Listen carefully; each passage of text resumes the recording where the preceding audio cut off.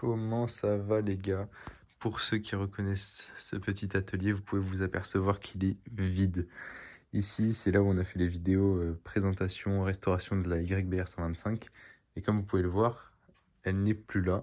Tout simplement parce qu'elle a été vendue. Et qui dit vendue, dit vidéo pour faire le bilan. Donc pour ceux qui ne savent pas ce que c'est, la YBR, c'était ça.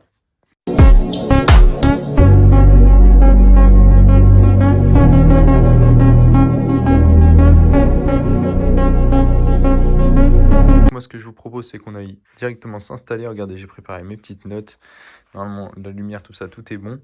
Et puis, justement, qu'on parle du bénéfice qu'on a pu en faire et de l'achat-revente de motos en règle générale.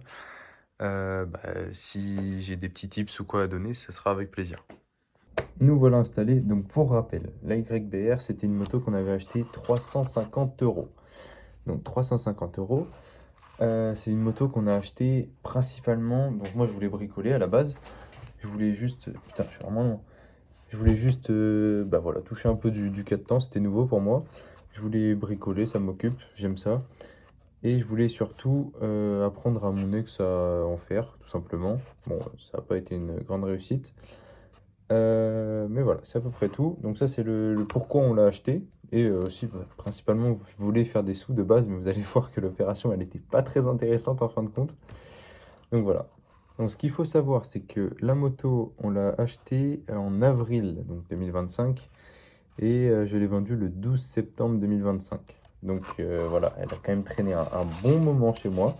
Après voilà, je n'avais pas pour but de la revendre immédiatement. Je voulais d'abord en faire un petit peu, voilà, apprendre, bricoler dessus.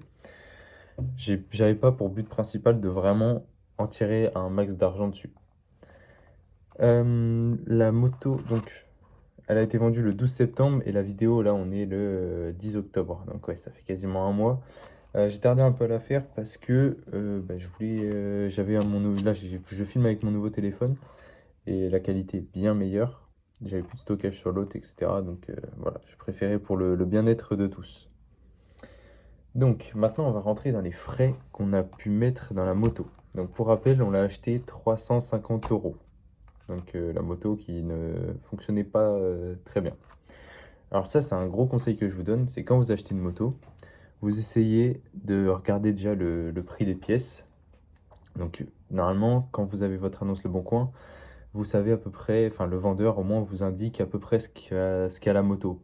Enfin, il vous dit elle démarre pas, il n'y a pas d'étincelle, il n'y a pas ceci, il n'y a pas cela.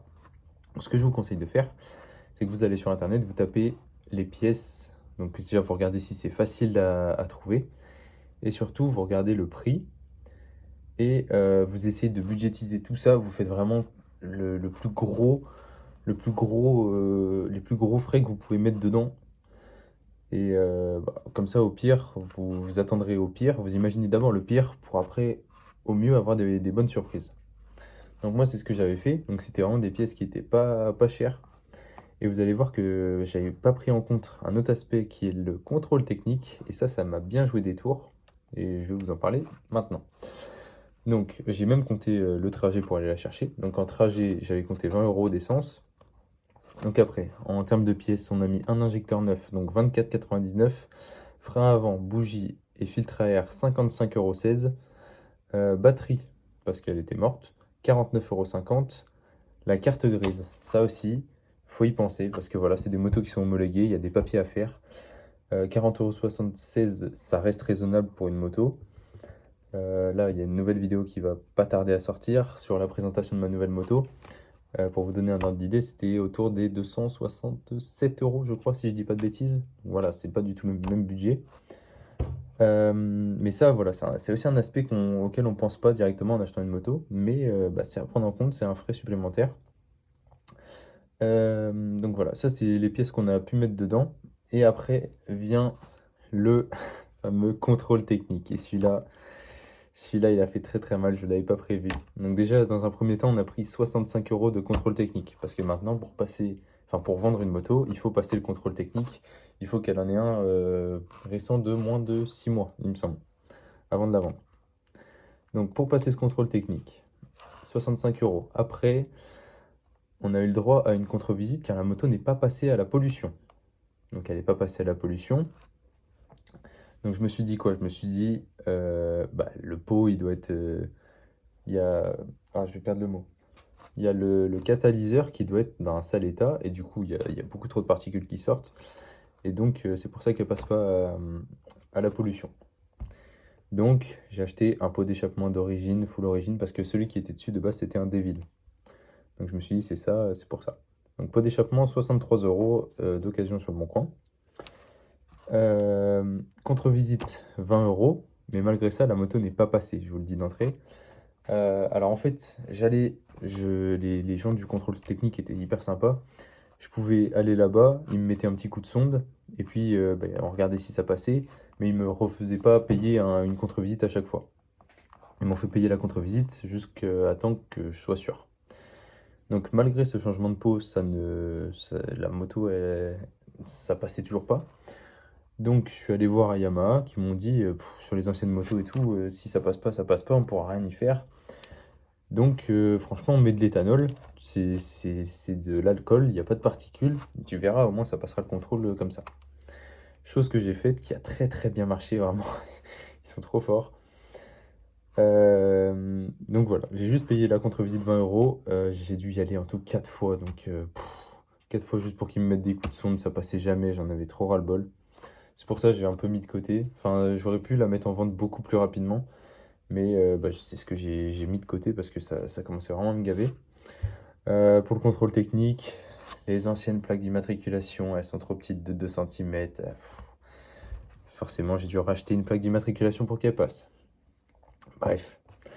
Donc avec tous ces frais, au total, on arrive à 703 €. En comptant bien sûr le prix d'achat de la moto de 350 €. Donc on a mis 353 € en frais. C'est une moto qu'on a revendue 900 €. 900 €, on l'a gardée avril, mai, juin, juillet, août, septembre. 5 bons mois, 5 bons mois pour faire 200 € de bénéfices. Donc franchement, c'était pas du tout une opération rentable. Mais c'est une opération, enfin c'est pas une opération, mais c'est un achat qui m'a permis d'apprendre encore une nouvelle chose. Parce que voilà, moi j'avais déjà fait des remises en état de 254 temps. Je vous l'affiche juste ici si vous voulez. Olha o bico do fuzil, vai tomar só rajadão. Vai, toma, toma, toma, vai, toma, rajadão. Olha o bico do fuzil, tu não tá prestou atenção. Mais c'était un carbu, donc rien à voir. Là, c'est la première fois que je touchais de l'injection, donc ça m'a permis d'apprendre comment ça fonctionnait et puis les différentes pièces, tout ça. Et mine de rien, si vous voulez faire de l'achat-revente et que vraiment juste vous voulez faire de l'achat-revente pour faire de l'argent, ça va pas être sur des motos homologuées déjà de base. Parce que les frais pour refaire des cartes grises, pour voilà, les contrôles techniques maintenant, c'est des frais qui, en fait, quand on peut pas les négliger, ils sont trop élevés pour faire des grosses marges.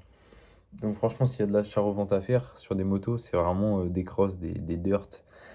Mais tout ce qui est homologué maintenant en achat-revente ou autrement, ça va être sur de la grosse cylindrée, trouver vraiment une affaire. Mais ce qu'il y a de plus simple, en tout cas, c'est sur des crosses à rénover, à refaire, où là, vous allez peut-être pouvoir vous faire plus de marge.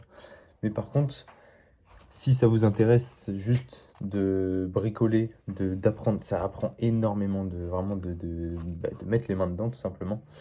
Et ben ça, franchement, c'est une super école, donc d'acheter, de refaire, et puis des fois, voilà, on fait des erreurs, on casse des trucs, tout ça, mais ça nous permet d'apprendre.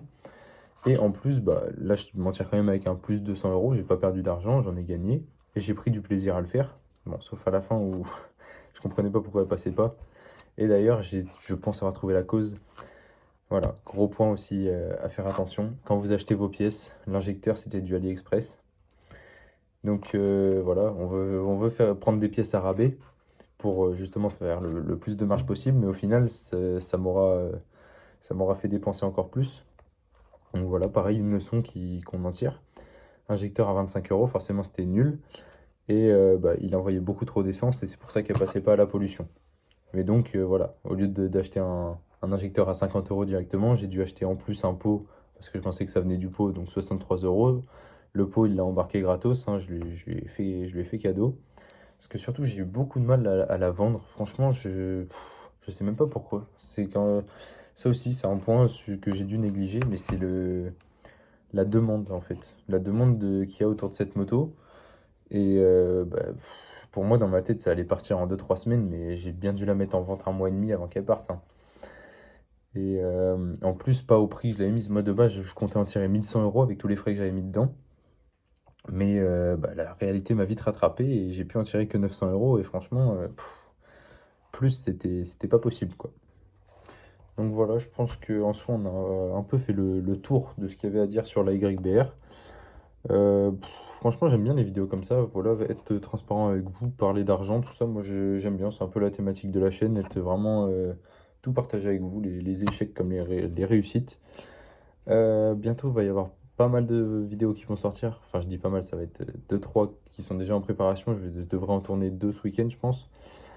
Maintenant que j'ai mon nouveau téléphone, au moins la qualité sera mieux. Qu'est-ce que je fais avec la pince? Je tenais à vous remercier parce que ces derniers temps, il y a une vidéo, la vidéo de rentrée, elle a très bien marché. Et un grand merci pour ça, vous avez donné de la force, c'est cool.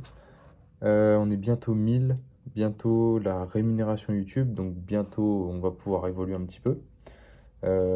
Surtout, j'aimerais bien m'acheter soit une bonne GoPro, soit une Insta360, histoire de pouvoir vraiment faire des vidéos présentations.